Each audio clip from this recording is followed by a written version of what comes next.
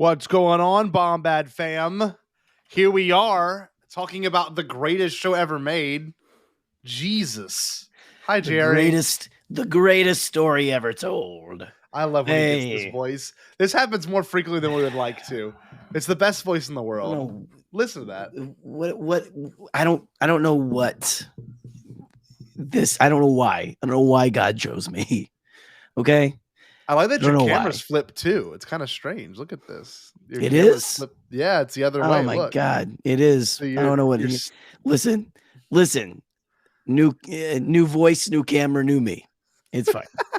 New year. Jerry, what a wild episode we got this morning. By the way, welcome to the vertical live stream. If you haven't yet, we're doing this every Wednesday to cover the Bad Batch. Yes, the Solitary Clones, the episode we're covering today, but every Wednesday at 7:15 for about 30 minutes. We're going to do our coverage of this, and at the end of the whole season, we'll end up covering the full thing. But if you haven't yet, please, by all means, follow us on our social pages. We're doing this. We're doing this on all these different platforms for a reason. So we're excited to have new people come and hang out. And if you haven't yet, help us get to 1,000 followers on TikTok. We want to go live on TikTok as well as Instagram and Facebook and all the other sites we're going live to in this different vertical format. But all that being said, Jerry's playing glass bells. So I'm happy to have him, practicing his new instrument right now. It's very good. You can look at it's pretty good. I like it, Jerry. How are you doing, bud? You doing okay? Oh, excellent. Yeah, I come with accessories tonight. Yeah. No. Listen, I'm a little. Look here you go. Here's my accessory. Boom. Look at that full shot. Official. Look at this. You can get it at tpublic.com. I think. Yes, this is very hot. The mug is stylistically hot. The tea within it. Very nice. Very hot. Look at Michael. I haven't seen Michael in the chat in a minute. He said this batch wasn't so bad, in my humble opinion. I agree. It really wasn't. It was pretty spectacular. And Michael hasn't been liking the Bad Batch. He hasn't been liking the Bad Batch. I've been really enjoying it. I said that last week. I know this morning. I'm not gonna lie. I didn't wake up early to watch this one. I got to school and I had exactly 30 minutes from when I sat down at my desk before I had to go grab the kids after morning assembly. I'm sitting there and I'm like, okay, I have 30 minutes. I can watch this. Okay, I can watch this. So I put it on my phone. I sat at my desk and I watched it in complete quiet on my phone. And I usually don't like watching these on my phone. I usually like watching them on the TV. But it hit very well. Jerry, how was your viewing experience? Were you excited? What were you feeling? Well, I mean, I was excited to wake up. Again, I get up at 3 a.m. on drop day. Yeah, Wednesdays. I get up. I smoke about 5 packs of cigarettes. I can tell. Nice. I eat about a small flower pot's worth of gravel, and then I make a cup of coffee and I watch Bad Batch and Willow. Bad Batch. So this, Bad Batch. We had a couple episodes last week. I got up and I was excited to see what this one was about. I was like, okay, I got this one. Like Bad Batch was the first one I went to. Yeah, I'm excited to see what we got here. The Solitary Clone. What's this about? And immediately you're kind of just like, oh, okay, we are catching up with the Bad Batch's fortunate son. Right. Like you could just hear that song playing through this whole episode. Yeah. Like it's insane. And no, I was just for getting up and watching this stuff so early in the morning. It still affects me so like it's I don't know. It's almost like the world is still and I can focus on what I'm watching. Well, this one in particular had a very different feel to it. It had a very concentrated, direct feel. It wasn't as chaotic as the last one was, which that's why I like the Bad Batch. I like the chaos. I like the family friendly feel that it has. But still, yet again, this one it managed to hit story beats that I wasn't expecting, and the part where my stomach and my chest was like, oh. was the part where and I'm not even joking, whenever they talk about where him and Crosshair and Cody are talking about their, Order 66 and the face he makes. I just watched that part. I've got it running right here. Yeah, it's they've got two great interactions in front of that war memorial. What is that, like? The names of are those the names of fallen clones, right? Oh, I didn't know that. Maybe it is. I'm trying to remember exactly what that is. I know it's like it's a war memorial. Okay. So, what's up, Sile? Kyle, Sile. I like it either way. Glad to see you here, bud. Thank you for coming by. But yeah, no, I agree. Like, and Troy, my cousin, Elder Puck 27 said this was kind of dark fam, Star Wars mode, and I agree, but I still didn't leave it feeling pushed down. I left it kind of like, man, at least Cody got out of there. At least Cody learned from his mistakes. At least Cody he grew up from what he was doing. Oh man. It's so there's a moment, just if we can go back real quick to what you were talking about when they're talking in front of the memorial. Yes. About Order 66. I think it's Crosshair, if I remember, who said that they betrayed us like the Jedi did or something. Yes. The clones that went AWOL, like Rex. The clones that went AWOL. Yeah. Whenever he mentions the Jedi, there is a subtle look that Cody gives that is perfect. As an animator, I don't know how they captured it. Cody is the one that we've seen since the beginning. He's the first clone in history of Star Wars in this franchise. He's the first one we see get the order. Yep. Back all the way in 2005 when I was watching this with my buddy in the theater. As a kid. Yep. Obi-Wan's clone commander. It will be done, my lord. And he just immediately turns and goes, blast him. Thank you, and at the time you're like wondering, like, whoa, they were turning against him the whole time. Like, what's going on? Yeah.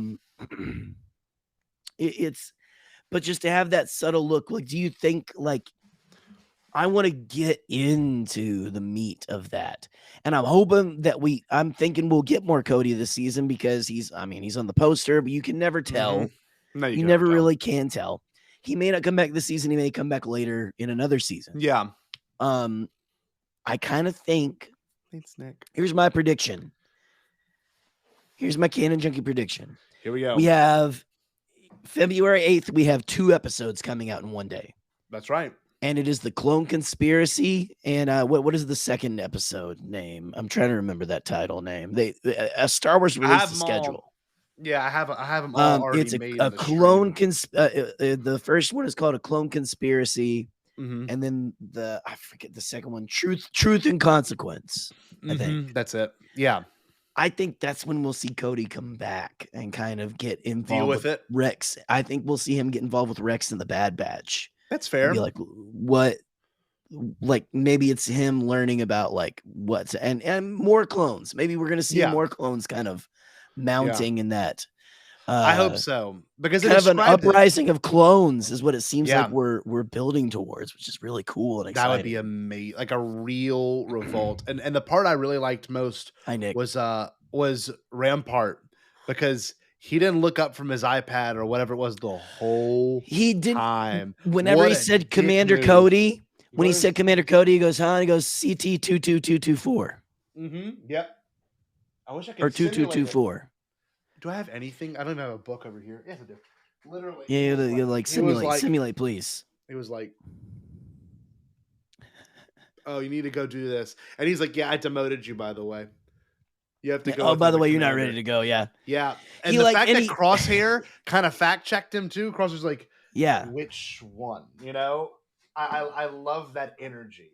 Yeah, he is becoming a great bad guy. He's a great villain. I agree, Nick. Thank you for saying that, because I've been thinking that the whole time. Like, they changed him this season from what he was last season, which he wasn't bad, but this one he's just like amped up. Well, he was just non-existent. You could see that this guy, he's the one in charge of War Mantle, which now we know is the passing of the War Mantle, like passing of the torch from the clones Yes. To troopers, which it was really cool to see the troopers and the clones kind of interacting in this, you know. They kind of had to send the clones in to save the troopers. Yes. And everything in this one, which was neat. Well, one thing I will say too, I love the fact that the whole episode was set in like a constant sunsetting planet. I love the way it looked.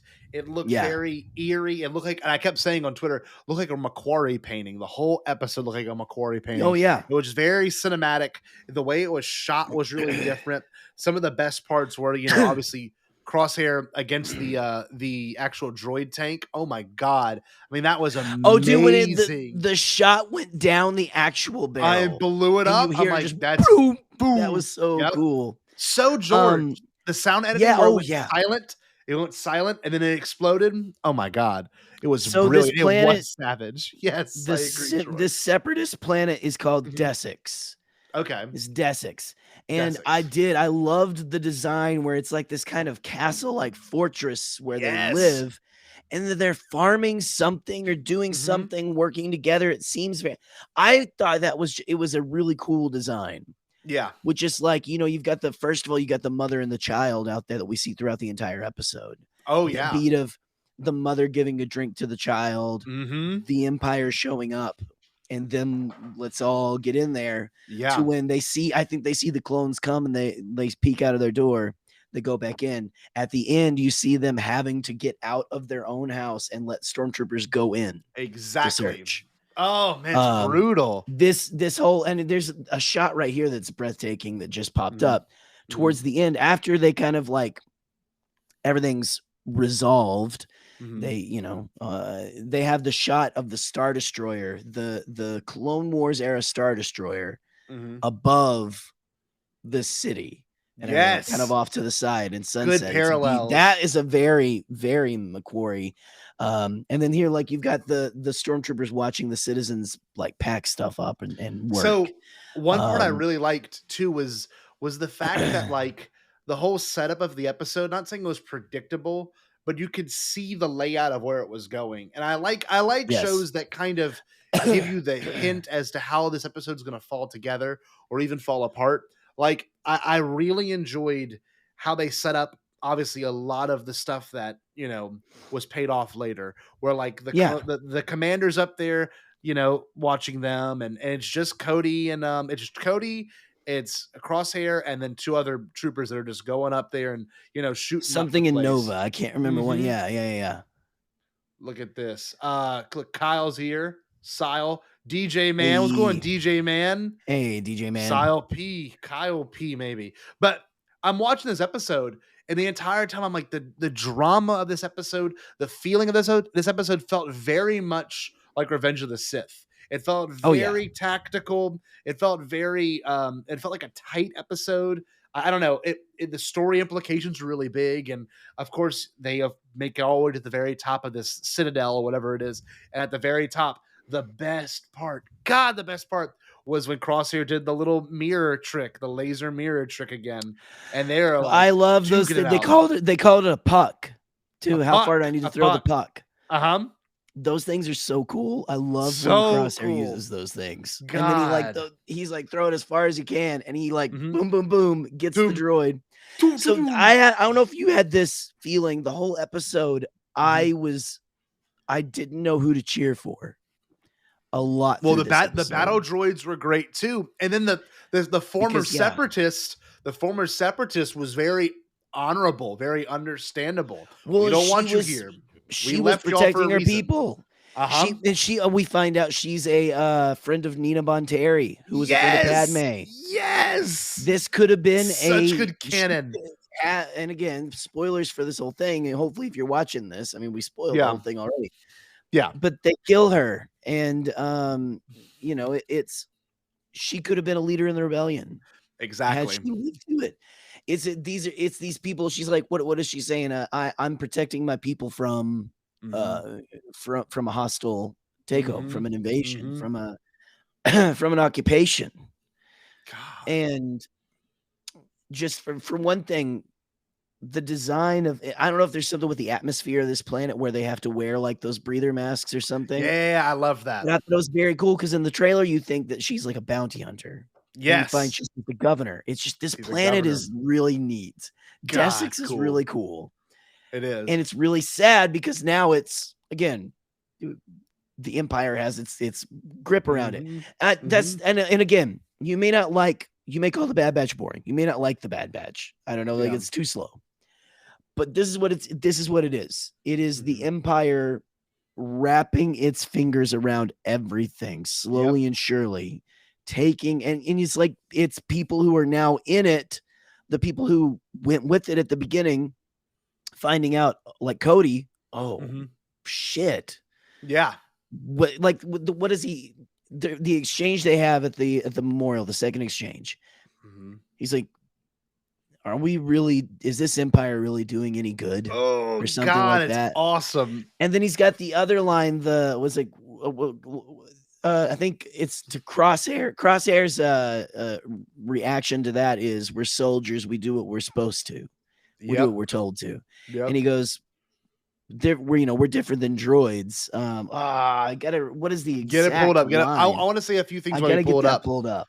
One of my favorite parts of the entire episode was the fact that Cody, and I see it right here, Brian brought it up, good friend of the show and patron, Brian Fantasy, said Cody believes in de-escalation, and that's why I like it. He's like, look, I can guarantee I'm putting my blaster down. He took his helmet off. Yeah. Put it down. Yeah. Very Obi-Wan. Extremely Obi-Wan. Very negotiator. The negotiator. Right? Yeah. Very negotiator. I sound like General Grievous. The negotiator. It's General Michael McCoy right there in front of us. General McCoy. Oh, my God. So I'm watching this episode and I'm like, I knew they were going to go far with it, and I knew the feeling of this episode was going to be different, obviously based off the entire thing. But like I said it last week. I really, really thought Andor was great. I enjoyed it, but this episode kind of encapsulates the whole entire tone of Andor, but just in this one little bubble of an episode. I was thinking that it's like it. It's a good companion. It's like a wine and a cheese for Andor. I mean, it's got something to it. There's something to it.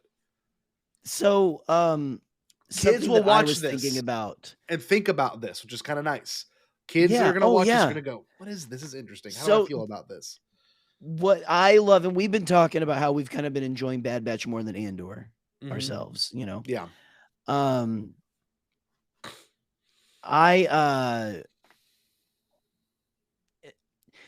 This episode was very different than Andor. This is we're kind of like back to the Star Wars formula. Yes. But it very much was, I think, tempered by what Andor brought before it. It very much and again, it's all Star Wars going forward is going to be tempered by that. I think this entire season of Bad Batch is going to be tempered by what we've seen in Andor. And of course, this is before. This is the escalation to. This is what's the buildup is. Yeah. This is the buildup. We're not to that level in Andor where people are fed up. Some people are, but we're not getting to that level yet. But I don't know. This is why, and me and you and other people get a lot of shit, I think, for being said, you guys just like everything, the Star Wars. Yeah. As well, it is an interesting world where to me, and I think you're the same, every single piece of content we get, every single building is a building block that builds on the last. Well, it's another layer. It's like it's a glass onion, if you will, where you can see the center, except it's not stupid. That's a bad analogy. But it keeps building and building and building, and it just it influences. It's influenced by itself at this point. It's like a self-sustaining ecosystem. Yeah. But in the best way possible. Listen, it's not golf pencils. It's not. They weren't sharpened, actually. They're sharp now. No. They were dull. I smoked a carton of menthols before this. But I mean, we only got about 9 minutes left to keep talking about this show. But here I am, watching this in the early morning, and I still felt a little rejuvenated knowing that Cody got away. and that Crosshair is just digging himself a deeper hole. And the part where he even like Crosshair even questions Rampart was the part where I'm like, yes, like this is what we need. Now, boys about to get tired of it, man. I'm telling you. Kevin Kiner music on this episode was off the charts. Probably one of the best episodes of the Kevin Kiner brother music. I mean, it was so damn good. I'm not joking. I was blown away. Kiner gets it. God. I mean, and look, I love all the other scores we've gotten, but Kiner there's something about Kiner. Kiner gets that DNA.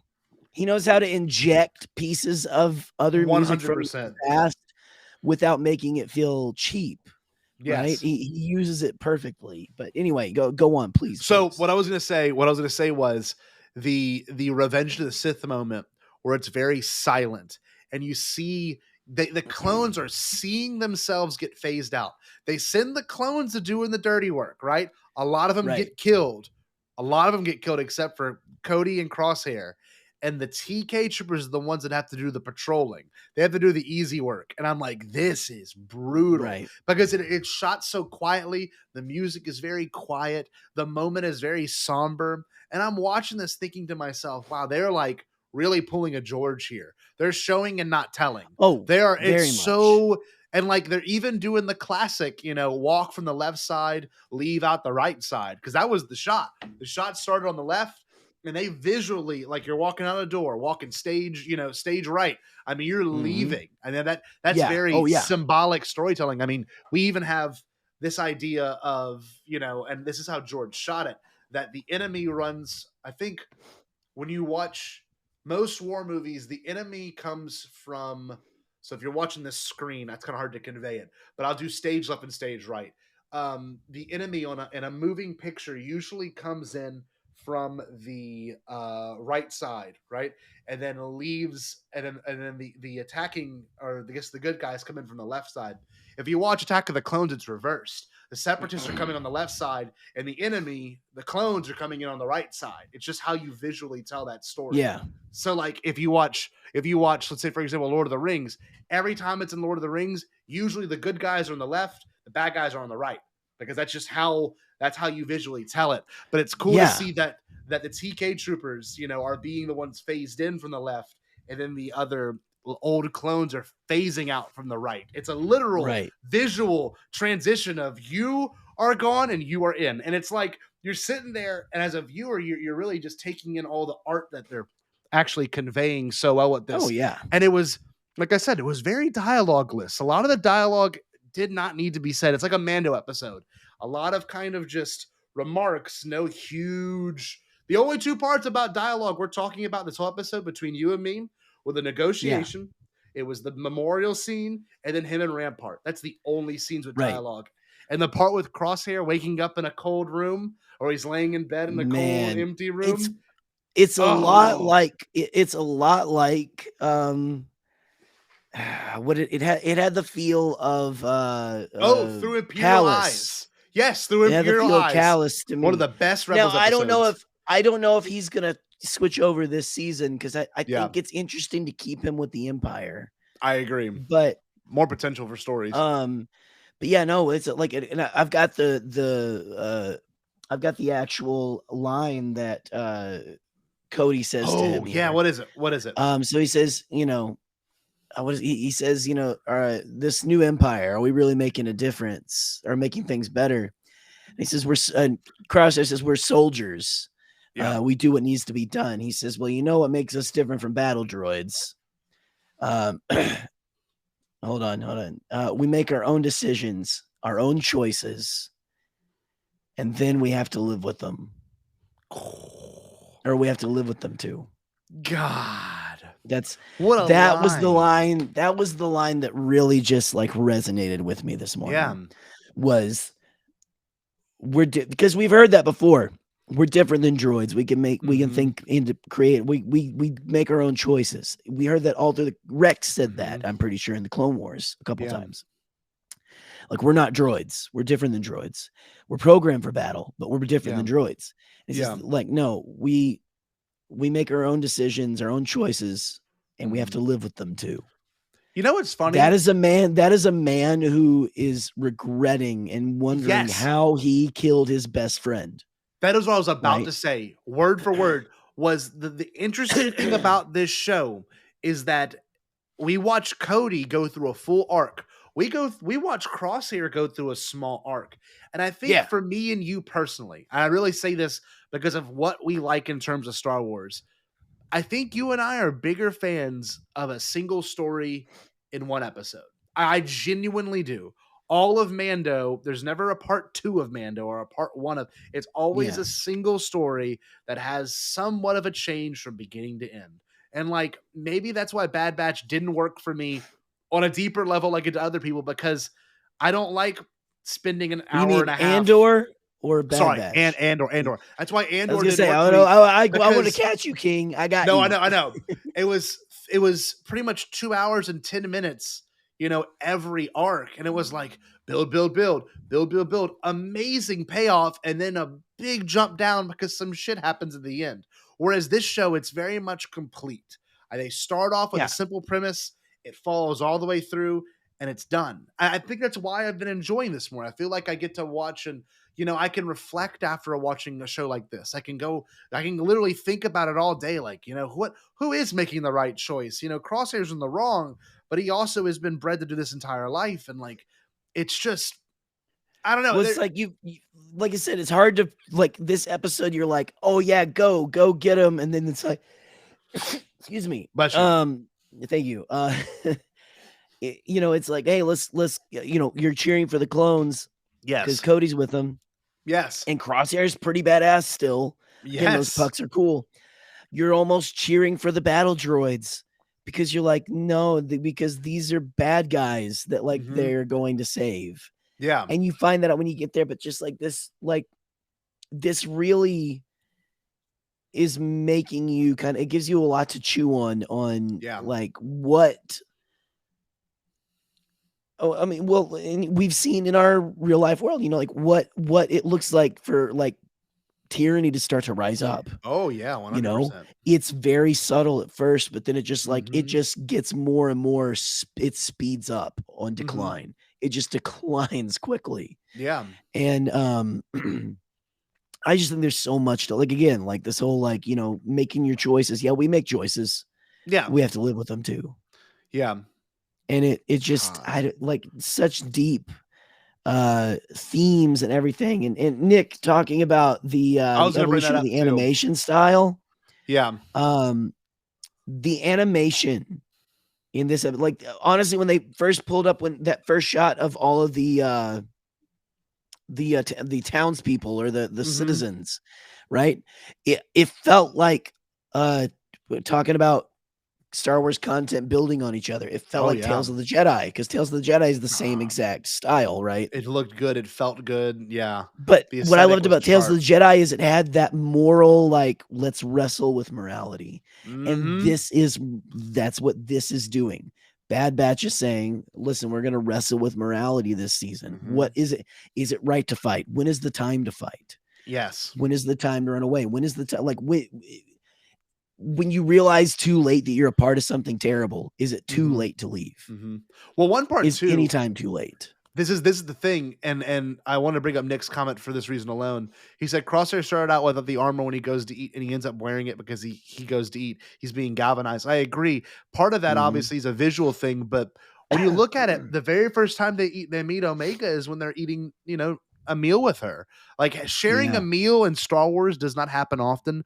Every time it does, it has implications of something. To see him eat by himself was a very profound thing because he's got no one, right? He's got none of his clone brothers want to sit with him. He's still the odd one out. He's still weird and creepy. He will always be weird and creepy, unfortunately. Well, you got those. He sits by those two, and they just get up and move over a table. Yes, I mean, he is isolated as he's just completely isolated from anyone. He is. We have to wrap because I have to do Bombad Gaming in the next 8 minutes or so. Any last thoughts? Anything you want to bring up before? Because we can always go back and discuss these episodes in more detail if y'all like us to. I love this episode. I will say it is in the top 5 for Star Wars animation, and I mean, like, it is top 5 Star Wars animation. It is probably top 10 Star Wars TV. Like, I mean that, or even Star Wars in general. It's up there. I was blown away. I mean, I really was, through and through. I mean, Michael Modelo McBoy, who loathes the Bad Batch. I mean, the man talks about how much he wants to, burn this entire series to the ground. I'm just kidding. He doesn't say that. He doesn't like it though. We hyped it up. He went and watched it and was like, "Wow, that's a damn good episode." Yes. This is a very transcendent episode of television. You don't even have to watch Bad Batch. You can go out because if you vaguely know, you don't even have to know who Crosshair is. No. You just have to know that he's a clone who feels betrayed. You've got Cody. And you can get that vibe when you watch it. You can watch it from the beginning and get that vibe. You honestly could watch this. You could pull this out and not watch any of the rest of it. Yep. And just having a tertiary knowledge of the movies, you would be enthralled. Yep. I agree. It was a special experience for me to watch it. And all that being said, we got to say, you can pull it up. That's true. Yeah, you're right. If you haven't yet, actually follow us on our social sites, the Bombadcast. Please. We're streaming to every one of them, but TikTok, because TikTok requires 1,000 followers, and we're at like 340 right now. We're getting close. Guys, we're doing better than we were before. We're 40 followers more than we were 2 weeks ago. So please, that's awesome. Thank you. That's great. Yes. Thank you, guys. As you can tell, every Wednesday at 7:15 Central. So we're gonna be here hanging out. I'm going to be here chatting. Jerry, how are you? Got anything? What we got tomorrow, Jerry? What's going on tomorrow? Oh, tomorrow, Scotty is letting Joe come onto the camera. Actually, he's gonna, he's letting him put the maid outfit aside. Yes. The feather duster. He's gonna set him aside, and he's gonna, he's gonna put on people clothes. And he's gonna come on here, and he's gonna be with me and Scotty. And we're gonna have a good time. We're gonna have a good, wholesome, probably very sexually charged time. With Joe Organa. Yes, yes, it's Joe Organa. It's gonna be fantastic. Yep. But yeah, no. Come here tomorrow night, live. Thursday at 7. That's right. I'm not used to my camera being switched around because I was. It's weird. I know. I don't know what I pushed, but I didn't push anything. But anyway, here we go. Thursday at 8 p.m. Central. That's right. Come see us tomorrow. We're looking forward to it. Go to our TeePublic shop and get a mug. Get a mug. Anyway, anything you want. Everyone stay Bombad. Here's a little clip of Jared to play us out. We'll see you next week for more Bad Batch, and tomorrow for Jorgana, and actually in 10 minutes for Bombad Gaming. So see you there. I know. Making content. We love it.